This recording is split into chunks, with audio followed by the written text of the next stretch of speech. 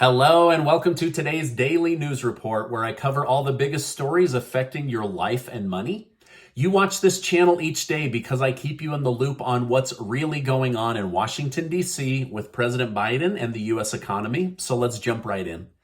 The January 6th public hearings are now complete, at least for now. Let's quickly go over some of the details because there are a lot of important things to know as a Democrat and as a Republican. First off, the committee showcased never-before-seen footage of Trump addressing the nation. During these outtakes after January 6th, Trump seems to get frustrated with the wording in his script where he doesn't want to say that the election is over. Instead, he wanted to say Congress has certified the results. These clips were meant to show that Trump wasn't willing to back down from his election claims even after the January 6th situation.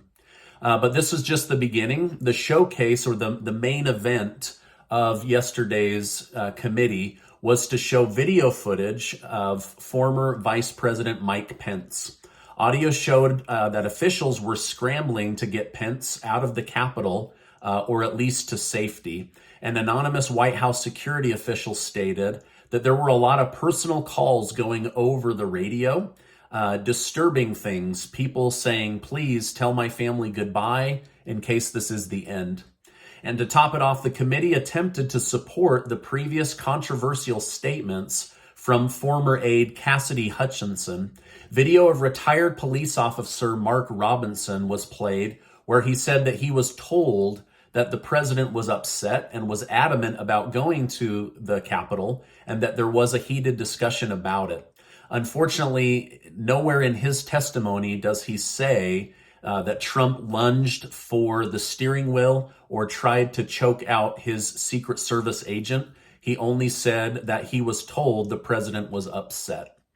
There were other main points in the hearing that weren't publicly known until yesterday.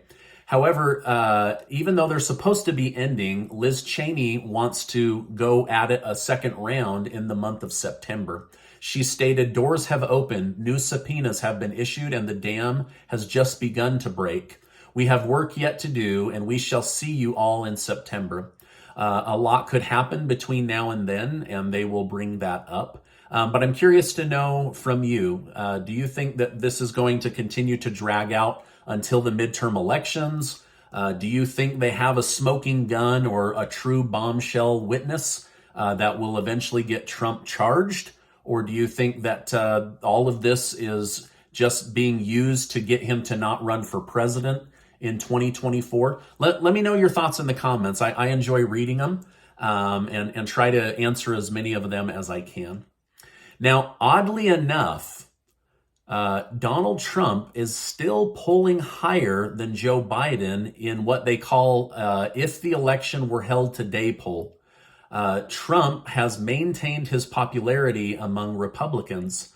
And according to the poll on a left-leaning media website called The Hill, if the election were held today, Trump would not only beat Biden, but he would also beat Bernie Sanders out for the office of president. Now, that kind of shocked me. But anyway, what a mystery, right? Okay, now Trump has yet to be charged, and the Department of Justice has said that they are reviewing things, but nothing has come out just yet. However, Jeffrey Clark, who Trump said he wanted to put in as the head of the DOJ and then say, we're going to confiscate the machines and review the election situation, he has been officially suspended and is going to be hit with an ethics charge going forward because of his willingness to even entertain that idea. Now, after the committee played a clip of then Senate Majority Leader Mitch McConnell blaming Trump for inciting violence, Trump fired back. And I'm not going to go over everything. If you want to go to Trump's Truth Social account, you can see that he released 11 fiery messages. I'm not going to go over all of them. You can look that up, or you can say, I'm never going to look at that guy's Truth Social account. I leave that up to you. But one thing is clear, Trump has a lot of enemies and he has a lot of followers. However, a source close to Trump has stated that if Trump is reelected in 2024, he already has a plan where he could fire between 10 to 50,000 administrative state employees. The plan is reportedly going into place to strip out people in the Department of Justice, the FBI, the Pentagon, and the State Department. And what they are saying is Trump's plan to take out the deep state or to drain the swamp in Washington, D.C. Now, all of this is according to an Axios news report of Trump bringing back Schedule F employees and the president's ability to fire those employees. And so anyway, only time will tell if something like that could happen. Now, I've been telling you how the Biden administration says they want to lower your gas prices, but then publicly they go on with the media and basically say that they're okay with the pain that you're feeling during this marvelous transition to clean energy. Well, Biden's Secretary of Energy, Jennifer Granholm, released a message also delighting in the green energy transition at any cost, and I'll show that video to you now. Right now, we are witnessing the beginning of one of the most significant events in human history, the clean energy transition. It is long overdue, and it can't progress fast enough. I'll tell you what's long overdue, according to people that are actually paying these crazy gas prices and high food prices, is that what's long overdue is getting these high gas prices down for the American people. And what can't progress fast enough is getting inflation under control. It's been exactly 1 year since the White House told us, don't worry about inflation. And if for some reason it does lift its ugly head, it will be transitory or short-lived. Boy, were they wrong, like big time wrong. So, and now we're all suffering with that. And yet the answer to all of this is to move forward with clean energy. More expensive to get in energy, right? It might save us in the long run, but in the short term, very, very expensive to get solar and electric cars. It was discovered last night that Prince Mohammed bin Salman of Iran had a super positive phone call with President Vladimir Putin of Russia about pumping more oil for each other and strengthening ties between the two countries. They also discussed how OPEC is pumping just the right amount of oil and that there's no need to pump too much, almost as if they were signaling to each other that they have the United States and Europe on the ropes because of these countries' dependence on foreign energy. So although the prince likely used his meeting with Biden as a photo op to clear his name and to humiliate the president of the United States, the price of oil per barrel has come down to around $100 a barrel. So I don't know that Biden really achieved anything, but on a global scale, gas prices should be coming down as oil prices are coming down. Now, the reason I say to humiliate Biden is it was learned that everything was set up from an optics standpoint in Iran. They specifically wanted Biden to pull in his caravan and that he would be lined and forced in only one direction, and that the prince would be there to get that photo op of the fist bump. Because they said Biden's not going to shake hands with anyone. And so they set all of this up so that they could get the picture of him smiling as he fist bumped the president of the United States. So this was all choreographed from Iran in order to capture that photo. So anyway, kind of crazy.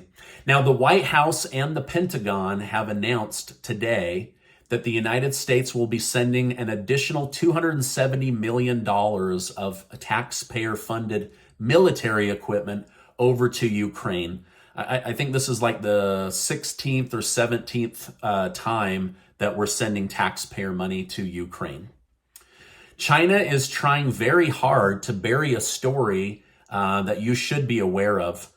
Recently, tens of thousands of Chinese citizens attempted to withdraw their money from bank accounts. They were told they could not. The people returned and attempted to storm the bank, and now these banks are being guarded with tanks and military people.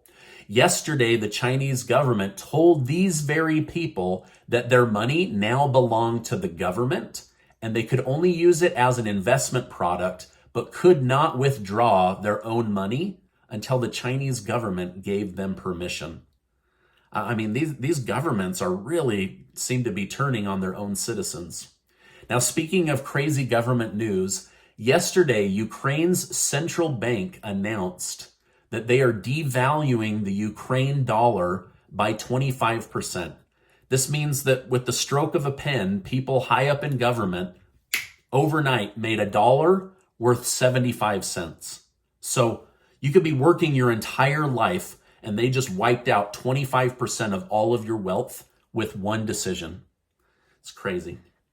All right, back here in the United States, Snapchat stock dropped by 36% because of poor second quarter earnings due to advertisers not advertising on social media as much as they used to. So hopefully nobody in the community owns Snapchat because that's a 36% drop overnight.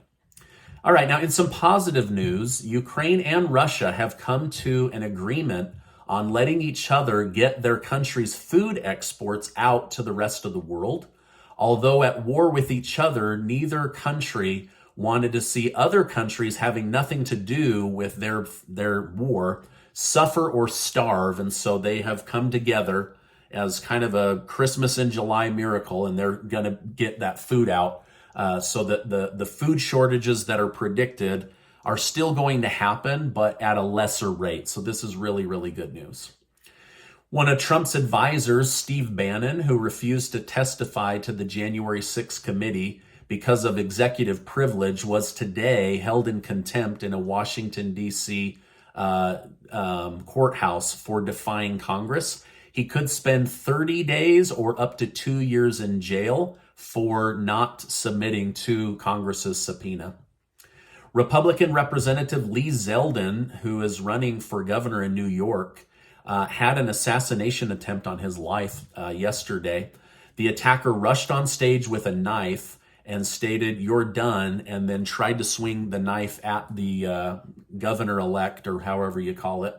Luckily, Zeldin was protected and there was no damage.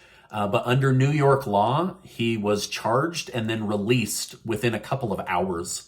So they literally tried to assassinate this guy, and then he's back on the streets. That's crazy to me. I wonder if that same thing would have happened if it was Governor Hochul, or Hochul. I don't know how to say her name. Anyway, crazy. Now, many allege that Nancy Pelosi and other politicians have engaged in insider trading based on public data that seems to indicate that they invest in companies they know they're about to award contracts or pass favorable legislation towards. Pelosi was asked by a reporter, "Over the course of your career, has your husband ever made a stock purchase or sale based on the information you've received as Speaker?" She responded, "No, absolutely not," and then scurried off the stage. I mean, we just have to trust that Pelosi is telling us the truth, right? Meanwhile, I did some math, and the Pelosi family has made over $700,000 on NVIDIA stock in just the last 10 days. So if you own NVIDIA stock, you're doing really well. If you own Snapchat, watch out. While tension between China and the United States are hot, President Xi Jinping wished President Joe Biden a speedy recovery with his bout with COVID. President Biden and President Xi will be talking again in the near future about ways for China and the United States to remain peaceful. Earlier this week, I told you how BlackRock lost $1.7 trillion for clients this year.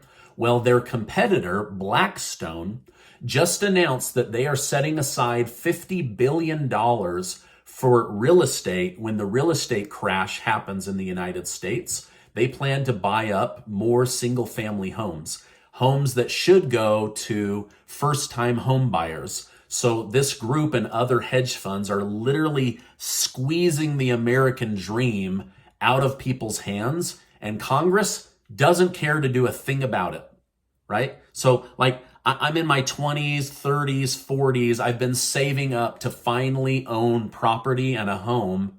And now I have to compete with a multi-deca-billion-dollar hedge fund. I don't know.